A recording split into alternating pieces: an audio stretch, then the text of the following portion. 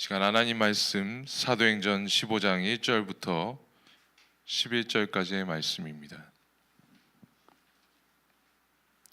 사도행전 15장 1절부터 11절까지의 말씀입니다.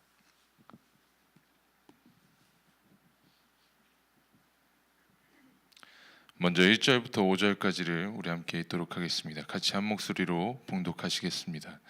어떤 사람들이 유대로부터 내려와서 형제들을 가르치되 너희가 모세의 법대로 할례를 받지 아니하면 능히 구원을 받지 못하리라 하니 바울 및 바나바와 그들 사이에 적지 아니한 다툼과 변론이 일어난지라. 형제들이 이 문제에 대하여 바울과 바나바와 및 그 중에 몇 사람을 예루살렘에 있는 사도와 장로들에게 보내기로 작정하니라. 그들이 교회의 전송을 받고 베니게와 사마리아로 다니며 이방인들이 주께 돌아온 일을 말하여 형제들을 다 크게 기쁘게 하더라. 예루살렘에 이르러 교회와 사도와 장로들에게 영접을 받고 하나님이 자기들과 함께 계셔 행하신 모든 일을 말하며 바리새파 중에 어떤 믿는 사람들이 일어나 말하되 이방인에게 할례를 행하고 모세의 율법을 지키라 명하는 것이 마땅하니라 하니라. 아멘. 오늘 말씀을 보면 이방인을 향한 활발한 복음 전도와 이방인의 부흥이 이루어지면서 한켠에는 안디옥 교회 안에 이를 대항하는 전통 유대인들, 즉 할례와 율법 준수에 대해 중요하게 생각하는 유대인들이 다툼을 일으키게 되는 것을 볼 수 있습니다. 이는 오늘날 교회 안에서도 볼 수 있는 영적인 대립으로서 교회의 부흥 안에 이를 방해하는 여러 요소들 간의 대립을 볼 수 있습니다. 교회의 부흥을 미워하는 사탄은 우는 사자와 같이 날마다 우리를 향해 있기 때문입니다. 사랑하는 성도 여러분, 우리 교회의 지금의 부흥 속에서 우리 안에 이런 영적인 대립이 일어나지 않도록 날마다 기도해 주시기를 부탁드립니다. 말씀을 보면 사탄은 참으로 전략적입니다. 교회 안에 아주 작은 약점을 이용하여 문제를 만들고 이로 인해 대립하게 만들고 분열하게 만들고 있습니다. 오늘 말씀에서도 보면 이 당시 교회 안에 이방인들이 부흥하면서 분명 기뻐하고 좋아해야 할 일이었습니다. 실제로 3절에 보면 베니게와 사마리아에 있는 형제들은 이 소식을 들으며 기뻐하고 함께 좋아하였습니다. 하지만 또 다른 이들은 속으로 저런 율법도 지키지 아니하고 할례 받지 아니한 자들이 예수님을 믿는다는 것인가 하며 불편했던 자들이 있었다는 것입니다.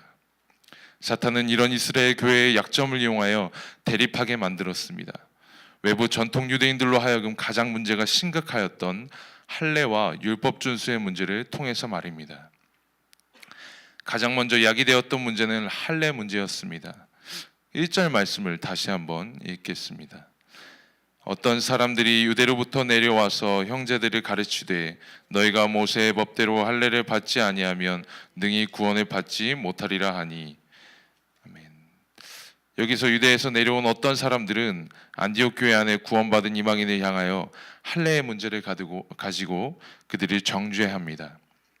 여기서 주목할 것은 할례가 무엇인가라는 것입니다. 그리고 하나님께서 이스라엘에게 왜 할례를 행하셨냐는 것입니다. 여러분, 할례는 구원과 관계가 없습니다. 아브라함이 할례를 행하였기 때문에 구원을 받은 것이 아니었습니다. 또 구약의 많은 이들이 할례를 받았기 때문에 구원을 받은 것이 아니었습니다. 하나님께서는 오직 은혜로 그들을 먼저 부르셨기 때문에 아브라함과 구약의 많은 인물들이 구원을 받은 것입니다. 구약에서도 신약에서도 그리고 지금의 현대에서도 오직 하나님의 은혜, 예수 그리스도만이 구원에 들어갈 수 있는 유일한 방법인 줄을 믿으시기 바랍니다. 할례는 오직 약속의 층표에 불과했습니다. 하나님과 이스라엘 사이에 구원을 받은 선택받은 백성을 의미하는 표징이었습니다.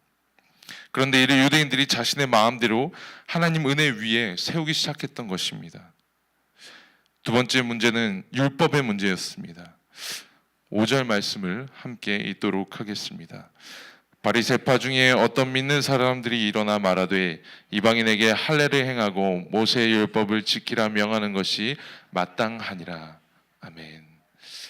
이 말씀에서 주목해야 할 점은 이 율법과 할례의 문제를 제기했던 사람이 예수님을 모르는 사람이 아니라 예수님을 믿는 사람이었다는 것입니다. 예수님을 믿는다고 한 후에도 이 바리새파 사람은 끊임없이 자신이 생활했던 방식과 고집을 버리지 않았다는 것입니다. 여러분, 우리 안에도 이러한 죄가 있지 않나 한 절에서 저는 많이 어제 돌아보게 되었습니다.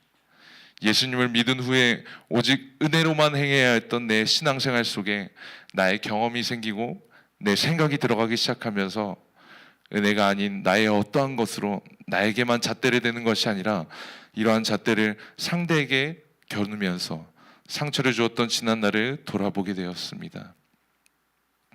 사랑하는 성도 여러분, 우리 안에 이러한 습관과 고집들이 있다면 그것을 온전히 주님 앞에 고백하시고 회개함으로 다시 한번 하나님의 은혜 위에 신앙을 세우는 오늘 되시기를 주님의 이름으로 축복합니다.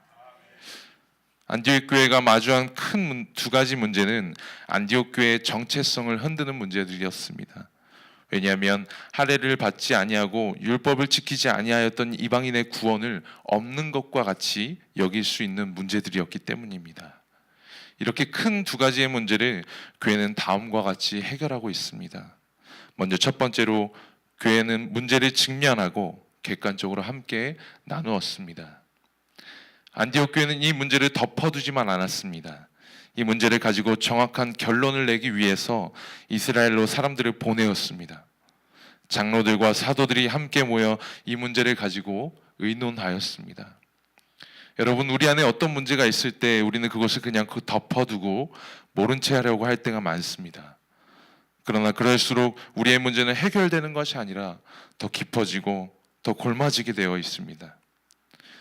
오늘 안디옥 교회가 교회 안의 문제에 대해 해결하기 위해 직면하였던 것처럼 우리 삶에 문제가 있을 때 그것을 모른 척하지 마시고 하나님 앞에 그리고 교회 앞에 해결하기 위해 힘쓰는 여러분 되시기를 축복합니다. 둘째로 교회는 하나님께 초점을 맞추었습니다. 바울 및 바나바가 예루살렘 교회에 전하였던 것은 하나님이 자기들과 함께 계셔서 행하신 모든 일이었습니다.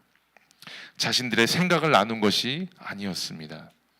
자신의 성공 경험을 나눈 것도 아니었습니다. 이렇게 전략적으로 하였더니 이렇게 되었더라 라는 그러한 경험을 나눈 것이 아니었습니다. 오직 하나님께서 그들과 함께 어떻게 행하셨는가를 나누었습니다. 두 번째로 예루살렘 안에 변론이 일어나자 베드로가 일어나 어떻게 말하였는지 함께 보겠습니다. 7절부터 9절까지의 말씀을 우리 함께 다시 한번 읽도록 하겠습니다.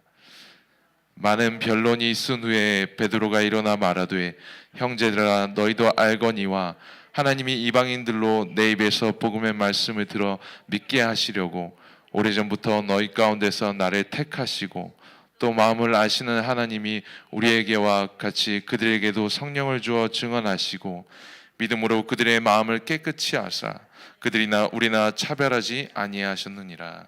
아멘. 베드로는 하나님께서 자신을 택하사 이방인들을 향한 도구로 오래전부터 택하시고 사용했다고 증거하고 있습니다. 지난주에 담임 목사님을 통해 들었던 고넬료의 설교를 다시 한번 생각하여 보았으면 좋겠습니다. 베드로를 통해 이방인들을 하나님께서 어떻게 구원하셨는지 우리는 잘 기억하고 있습니다. 그 과정을 다시 한번 생각해 보면 베드로가 어떤 좋은 생각을 가지고 먼저 이방인을 찾아간 것이 아니었습니다. 이방인이 베드로의 어떤 소문을 듣고 베드로를 먼저 찾아갔던 것이 아니었습니다. 이 둘을 만나게 하신 것은 온전히 하나님이었습니다. 하나님께서 환상을 통해 고넬료와 베드로를 만나게 하셨고 그리고 기도하던 우리 고넬료에게 먼저 찾아가셔서 하나님께서 베드로에 대해 말씀하셨기 때문에 그 둘이서 만날 수 있었던 것입니다. 그리고 이방인을 향한 하나님의 마음을 베드로에게 말씀하셨기 때문에 그 구원을 이루셨던 것입니다. 여러분, 우리의 삶에 문제가 생겼을 때 우리는 하나님께 초점을 맞출 필요가 있습니다. 그 문제의 답을 해결하기 위해서 하나님 앞에 나아가 무릎 꿇고 하나님께 물어볼 필요가 있습니다. 하나님께서 어떻게 말씀하시고 계시는가 귀 기울이면 우리는 그 문제의 답을 해결할 수 있습니다. 하나님께서 일하시는 하나님이고 하나님께서 전능하신 하나님이시고 하나님께서 우리를 사랑하시는 하나님이시기 때문입니다. 오늘 하루 우리 안에 있는 문제를 모두 하나님 앞에 내려놓고 하나님께 귀 기울이는 시간을 되시기를 축복합니다. 마지막으로 주 예수의 은혜 위에 세웠습니다. 10절부터 11절까지 함께 읽겠습니다. 그런데 지금 너희가 어찌하여 하나님을 시험하여 우리 조상과 우리도 능히 매지 못하였던 멍에를 제자들의 목에 두렸느냐. 그러나 우리는 그들이 우리와 동일하게 주 예수의 은혜로 구원받는 줄을 믿노라 하니라. 아멘. 베드로는 마지막으로 구원이 오직 주 예수의 은혜에서만 있음을 증거하고 있습니다. 정통 유대인들도 바리새파도 어느 누구도 할례와 율법을 통해 구원을 이룬 이들이 없다는 것을 사실은 스스로가 더 잘 알고 있을 것입니다. 율법을 100% 지킨다는 것은 불가능하기 때문입니다. 어느 누구도 자신의 노력으로 하나님의 선하심에 도달할 수가 없습니다. 그래서 베드로는 이렇게 이야기하고 있는 것입니다. 하나님께서 은혜로 이방인들에게 선물을 주셨는데 그 선물을 어째서 없다고 여기는 그런 행동을 하는지, 하나님께 시험을 하는지 그렇게 얘기하고 있습니다. 율법과 할례들이 멍에였는데 이 멍에는 여기서 소가 끄는 쟁기를 말합니다. 이 멍에를 어째서 다시 제자들의 목에 메우려는지 따지고 있습니다. 여러분, 구원도 신앙생활도 모두 하나님의 은혜 위에서 시작합니다. 우리가 지어야 했던 멍에를 예수 그리스도께서 지신 후부터 우리는 은혜 위에서 시작할 수밖에 없습니다. 로마서 5장 8절 말씀에 우리가 아직 죄인 되었을 때 그리스도께서 우리를 위하여 죽으심으로 하나님께서 우리에 대한 자기의 사랑을 확증하셨느니라 라고 말씀하셨습니다. 여러분, 아직도 신앙생활에 그리고 구원의 문제에 우리의 어떤 노력과 방법을 사용하려고 하지 않습니까? 또는 우리의 형제들을 향하여 이러한 잣대와 어떤 상처 주는 말들로 그들에게 제시하고 있지 않습니까? 사실 저는 그랬습니다. 이 말씀을 묵상하며 그간의 제 안에 있던 문제들이 왜 해결되지 않고 반복되는지 이해할 수 있었습니다. 함께 신앙생활하는 동료들을 향해 정죄의 칼날로 그들을 찔렀던 지난날을 돌아보게 되었습니다. 남뿐만 아니라 저 또한 점점 지치고 고립되어 가고 고갈되어 가고 있다는 것을 어제 말씀을 통해서 함께 볼 수 있었습니다. 오늘 말씀은 그런 저에게 생수의 강과 같았습니다. 다시금 신앙을 세우고 새로운 힘으로 달릴 수 있게 해주었습니다. 사랑하는 동료 여러분, 동료들에게도 너그러이 대할 수 있는 마음과 사랑이 다시 솟아나게 되었습니다. 여러분은 오직 신앙생활과 구원의 문제는 하나님의 은혜 위에 세워지는 줄을 믿습니다.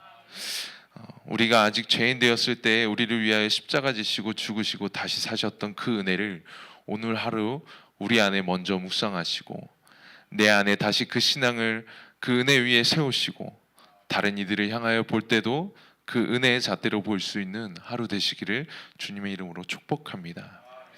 이 시간 함께 기도하겠습니다.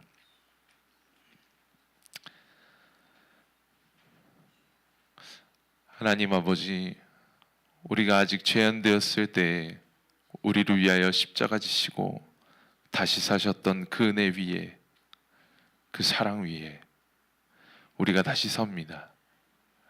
나의 경험과 나의 어떠한 것으로 신앙생활하였던 모든 것을 이 시간 내려놓고 다시 그 은혜 위에 섭니다.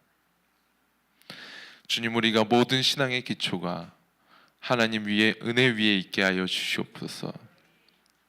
주님을 향한 믿음과 그 은혜 위에 서서 반석 위에 집을 지은 자같이 튼튼하고 강한 신앙인이 될 수 있게 하여 주시옵소서.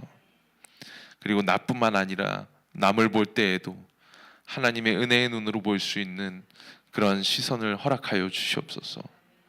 주님의 마음을 우리에게 가르치시고 부셔서 나뿐만 아니라 온 이웃을 사랑하는 하나님의 사랑으로 보게 하여 주시옵소서. 그들을 섬길 수 있게 하여 주시옵소서. 우리의 삶과 교회 안에 문제가 있다면 오늘 우리가 함께 묵상한 말씀과 같이 우리 하나님이 어떻게 말씀하시는지 귀 기울일 수 있는 시간을 지금 허락하여 주시고 지혜를 허락하여 주시옵소서. 하나님의 말씀을 이해하기를 우리가 간절히 소망하고 원합니다. 그 지혜 안에서 문제를 잘 해결해 나가는 우리가 될 수 있도록 주님 인도하여 주시옵소서. 사회의 여러 문제들과 또 고민들 속에서 주께서 허락하시는 그 은혜의 지혜를 가지고 또 하루를 헤쳐나갈 수 있는 힘과 능력을 주님 이 시간 우리 성도님들께 부어주시옵소서. 그 힘으로 능히 나갈 수 있게 하시고 그 안에서 우리가 함께 주님을 증거하며 이웃을 향하여 주님의 사랑을 가지고 전할 수 있는 자들이 될 수 있도록 주께서 인도하여 주시옵소서. 평창올림픽이 여러 소음 가운데 진행되고 있습니다. 아버지 하나님, 이번 올림픽을 통하여 주께서 어떻게 인도하실지 모르겠으나 아버지 그 이들을 우리가 간절히 소망하며 아버지 지켜보기를 원합니다. 우리에게 지혜를 더하시고 그것을 어떻게 보아야 하는지 하나님께서 인도하여 주시옵소서. 하나님, 이번 올림픽을 통하여 경제의 문제가 해결되게 하여 주시고 아버지 그 안에 또 많은 외국인들이 와서 우리나라를 볼 때 좋은 투자자들이 많이 생길 수 있도록 주님 허락하여 주시옵소서. 하나님, 우리 교회 안에 이렇게 많은 부흥과 성장을 허락하신 아버지 하나님, 이렇게 1년을 넘어 아버지 우리가 또 2주년을 맞이하면서 아버지 우리 교회 안에 많은 부흥들을 주님께 영광을 돌리고 있습니다. 우리 또 이 안에서 우리가 고민하는 것은 오늘 우리가 봤던 말씀처럼 우리 교회 안에 여러 문제들이 있지 않았나 되돌아볼 수 있는 좋은 기회가 되었음을 아버지 고백합니다. 아버지, 우리 안에 이러한 문제가 있다면 아버지 우리가 이 시간 간절히 기도하며 소망하게 싸우니 주님, 우리가 그리스도 예수의 마음을 배우게 하시고 아버지 그 마음으로 아버지 다시 한번 결속하여 아버지 부흥되고 아버지 깊어지는 우리가 될 수 있도록 주님 인도하여 주시옵소서. 사도행전에 나왔던 모든 교회들과 같이 부흥하게 하시고 아버지 더욱더 아버지 주님을 닮아가는 아버지 우리들 될 수 있도록 주께서 허락하여 주시옵소서. 그래서 사회에서도 칭찬받고 아버지 교회 안에서도 우리가 기쁨으로 행하여지는 아버지 우리 동탄 꿈의 교회 될 수 있도록 인도하여 주시옵소서. 감사와 찬양을 드리며 주 예수님의 이름으로 기도하였습니다. 아멘.